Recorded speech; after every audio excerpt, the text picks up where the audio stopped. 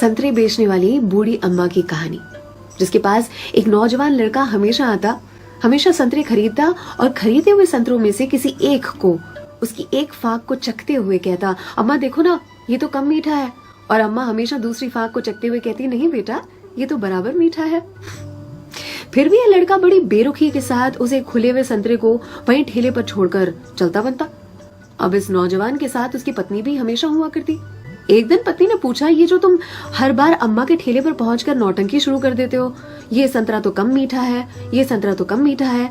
संतरे तो मैंने भी चखे हैं, बराबर होते हैं, लेकिन फिर इस नौटंकी के पीछे राज क्या है, चाहते क्या हो तुम?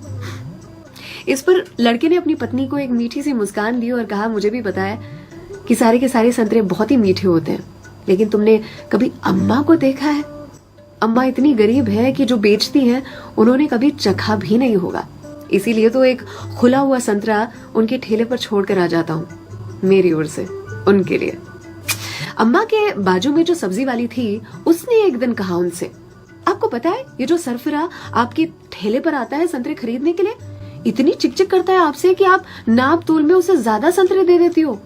इस पर अम्मा ने कहा कि वो कभी मुझसे संतरे की मिठास पर चिकचिक करता ही नहीं है, वो ये चिकचिक करता है मुझे संतरा खिलाने के लिए, एक छोड़कर जाता है।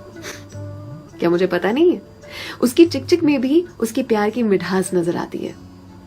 वो कहते हैं ना कि मेरे हिस्से से ज्यादा तूने मेरी थाली में परोसा है, कितनी भी मुश्किलें दे ऊपर वाले, मुझे तुझ पे भरोसा है। छीन कर खाने वाले का कभी पेट नहीं भरता और बांट कर खाने वाला कभी भूखा नहीं मरता। अगर कोई ऐसा दिखे उसकी मदद जरूर से करे, इसी को तो कहते हैं जियो दिल से। सलाम, दुआ, वणकम, प्रणाम, सत श्री अकाल, केम छो सारू छे, अमदावाद आखुई मारू छे। अर्चना की ओर से।